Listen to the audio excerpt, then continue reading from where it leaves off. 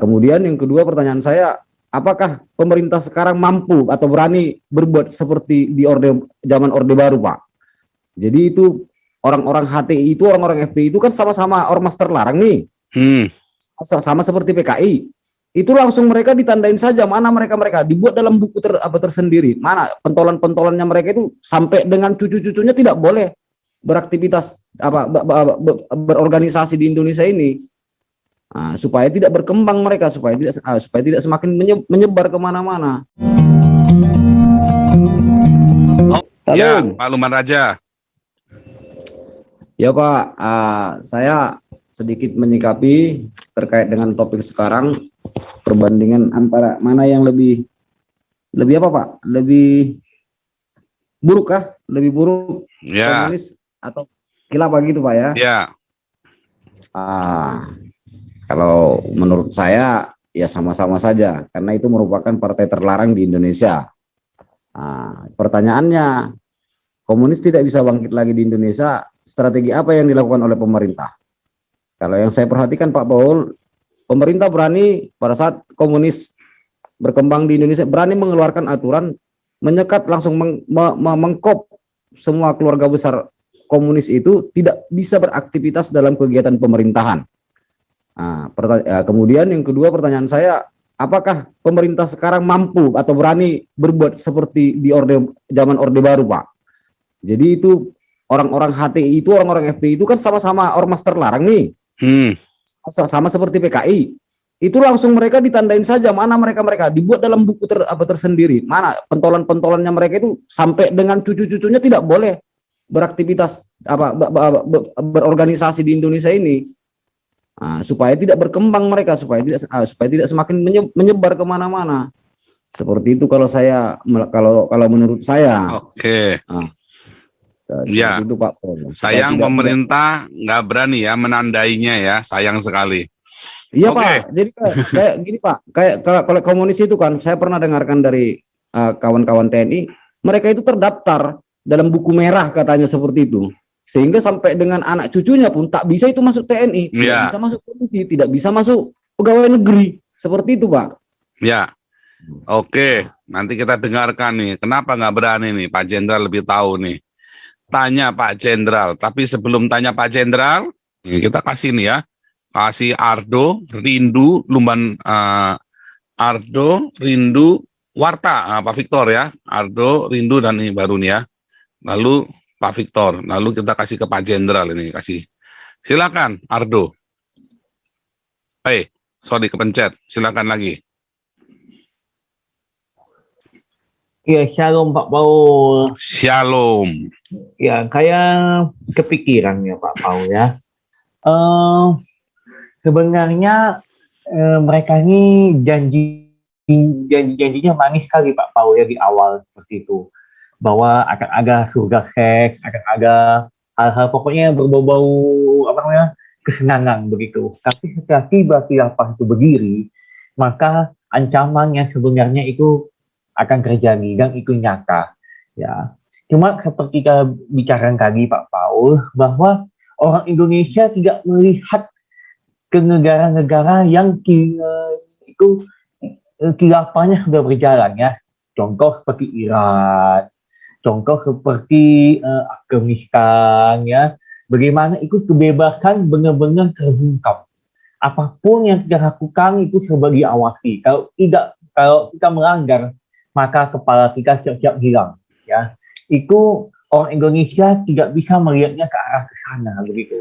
Berarti mereka ini saya rasa maaf ya, mungkin udah dibukakan oleh yang namanya janji-janji tersebut. Ya, itu sangat menyedihkan sekali Pak Paul. Baru itu yang berikutnya itu saya ingin memberikan satu informasi Pak Paul begini. Kalau kita hari-hari sebelumnya kita melihat bagaimana pengganaan teroris itu melalui minimarket gitu ya, bagaimana meminta sumbangan ya. Saya melihat sekarang gejalanya lain lagi Pak Paul. Mereka punya modus baru ya, ini mungkin sudah gambar saja mungkin ya. Di tempat saya ya, itu hampir setiap sore itu ada yang namanya mereka berjualan sekarang Pak Paul. Mereka selalu mengatasnamakan agama, misalnya Assalamualaikum Pak, mau beli ini, mau beli itu, begitu.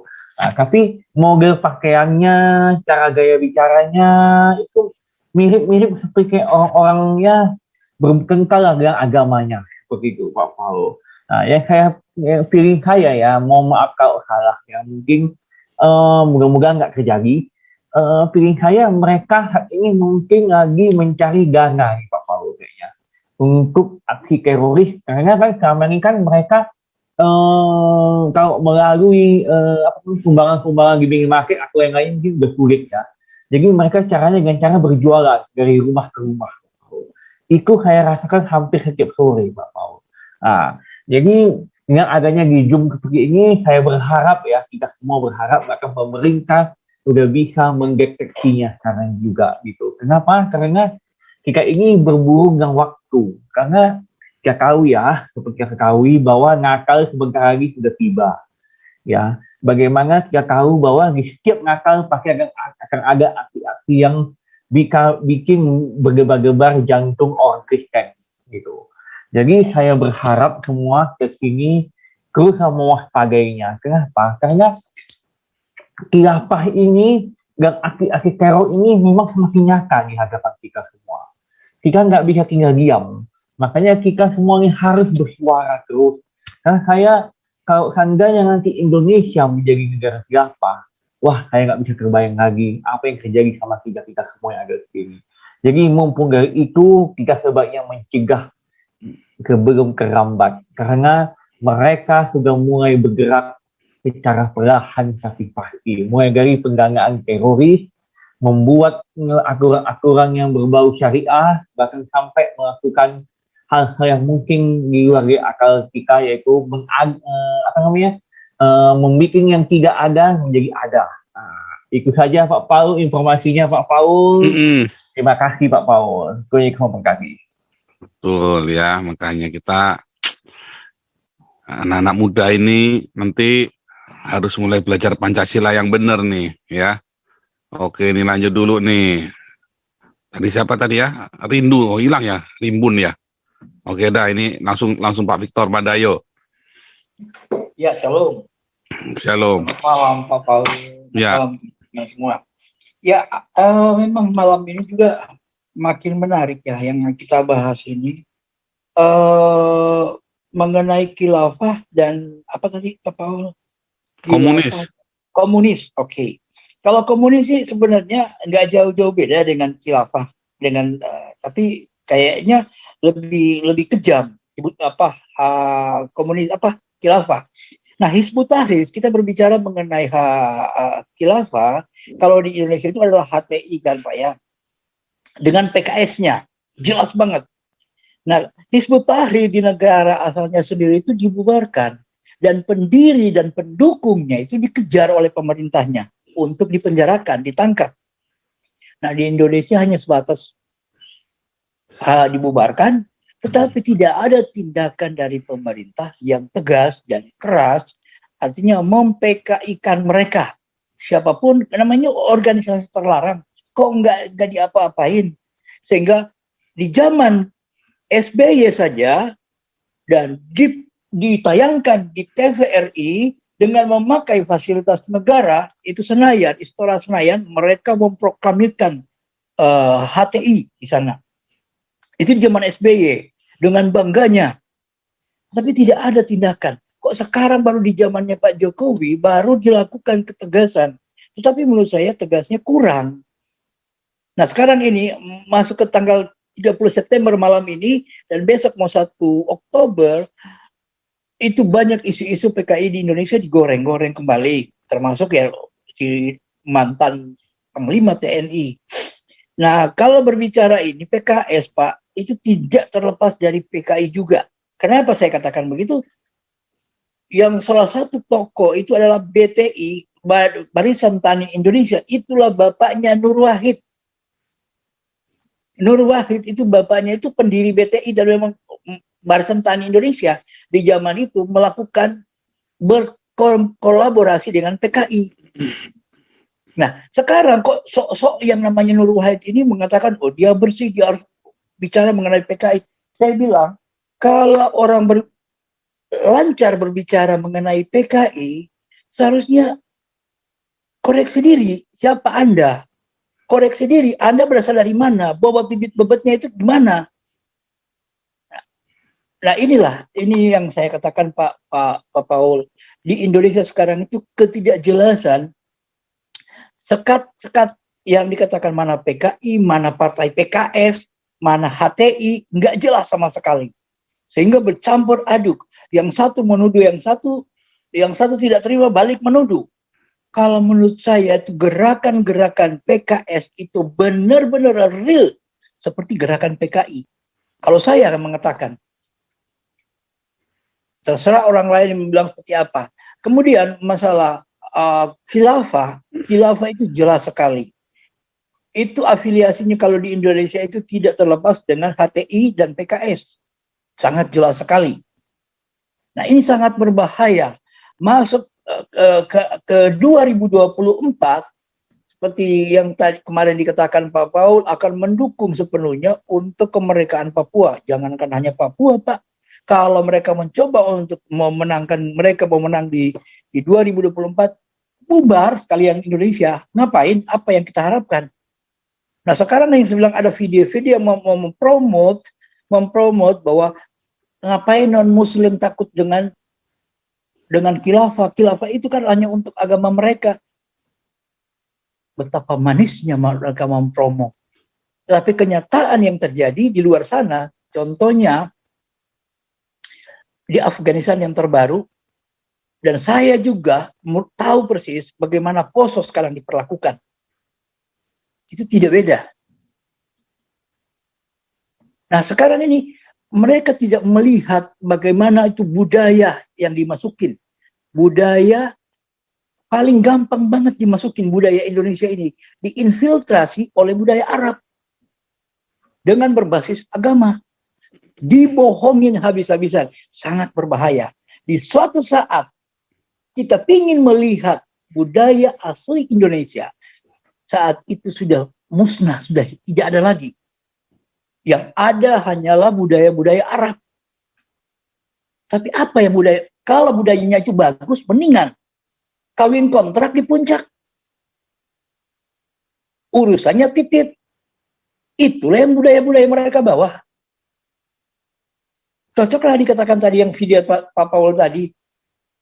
Mereka masih membahas alat kelamin Indonesia, membahas alat kelamin, bagaimana sholat yang benar, bagaimana mengambil air wudhu yang benar, kemudian hanya masalah batal wudhunya bagaimana. Itu benar. Orang lain di negara sana, di negara-negara barat, mereka udah mencapai bulan. Bagaimana perkembangan negara sana. Tapi di negara-negara Indonesia dan negara-negara Islam masih berkutat di bidang itu saja. Apa yang dilakukan Arab di dunia ini nggak ada. Sumbangsihnya juga nggak pernah ada. Nah ini yang Indonesia tidak sadari. Coba seandainya besok kita akan memasuki 1 Oktober. Buat teman-teman yang cinta Pancasila. Kita ambil waktu. Kita ambil 1 jam, ada upacara dimanapun, kita ikutin. Yang mencintai, benar-benar mencintai Pancasila. Nah inilah yang kadang-kadang kita sudah lupa. Kita lupa bahwa ada ideologi kita sendiri yang jelas-jelas ideologi itu mengamankan seluruh rakyat Indonesia. Mau contek yang dari khilafah. Hai Anda-Anda yang ingin berafiliasi dengan khilafah, Anda terlalu bodoh. Kenapa saya katakan bodoh? Saat ini Anda dibuai dengan tipu-tipuan. Penipuan yang dilakukan. Tapi apabila berlaku, sengsara yang akan Anda terima. Bisa lihat Afghanistan yang terbaru. Mendengarkan musik saja. Haram. Itulah sudah mulai terjadi di Indonesia. Dibodohin dengan hal-hal gitu. Oke Pak Paul, kayaknya makin ini kita biar makin panas gitu Pak Paul. Tuhan memberkati. Bikin panas memang ya kalau udah cita bikin khilafah itu. Karena bikin panasnya apa? Tololnya minta ampun itu loh. Kenapa ya masih tolol gitu loh? Udah bikin emosi tuh begitu Pak Victor. Benar Pak. Nah, Oke, satu lagi ya. Ya. Sekarang ini Pak, seperti budaya-budaya Jawa dengan pakaian basahannya, kita melihat dulu pakai sanggul, indahnya perkawinan. Nah, sekarang apa? Hitam-hitam semua, datang dengan hitam-hitam. Itu budaya Arab, jilbaban. Itu bukan Islam, bukan Islam.